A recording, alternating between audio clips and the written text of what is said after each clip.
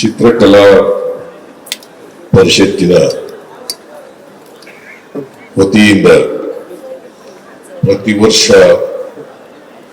ಸುಮಾರು 2003ರಿಂದ ಇವತ್ತಿನವರೆಗೆ ಪ್ರತಿ ವರ್ಷ ಚಿತ್ರಸಂತೆಯನ್ನ ಆಚರಣೆ ಮಾಡ್ಕೊಂಡು ಬರ್ತಾ ಇದ್ದಾರೆ. ಈ ವರ್ಷ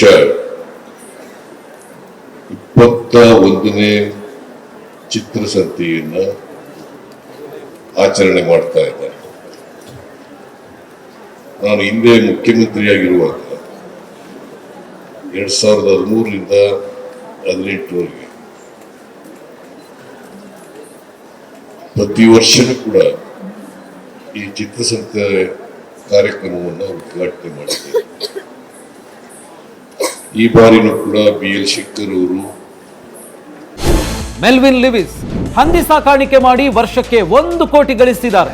ನೀವು ಕೂಡ ಅವರಿಂದ ಕಲಿಬೇಕಾ? ಅವ್ರ ಜೊತೆ ವಿಡಿಯೋ ಕಾಲ್ ನಲ್ಲಿ ಮಾತಾಡಬೇಕಾ? ಈಗಲೇ ಫ್ರೀಡಮ್ ಆಪ್ ಡೌನ್ಲೋಡ್ ಮಾಡಿ.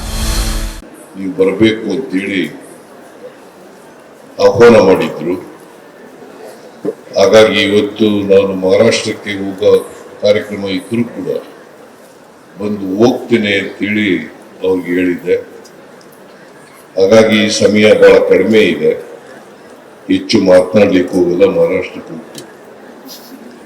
ನಾನು ಅತ್ಯಂತ ಸಂತೋಷದಿಂದ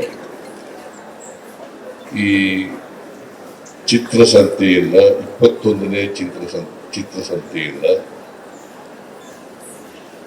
ಉದ್ಘಾಟನೆಯನ್ನ ಮಾಡಿದ್ದೇನೆ. ಇವತ್ತು ಬೆಳಿಗ್ಗೆಯಿಂದ ಸಾಯಂಕಾಲದವರೆಗೆ ಈ ಚಿತ್ರಸಂತೆ ಕಾರ್ಯಕ್ರಮ ನಡೀತದೆ. ಈಗಾಗಲೇ BL ಶಂಕರ್ ಅವರು ಹೇಳಿದಂತೆ ಸುಮಾರು 3ರಿಂದ 4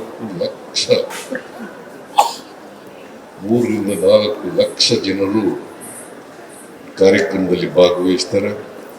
ಸುಮಾರು 22 ರಾಜ್ಯಗಳಿಂದ ಕಲಾವಿದರು, 1600 ಕಲಾವಿದರು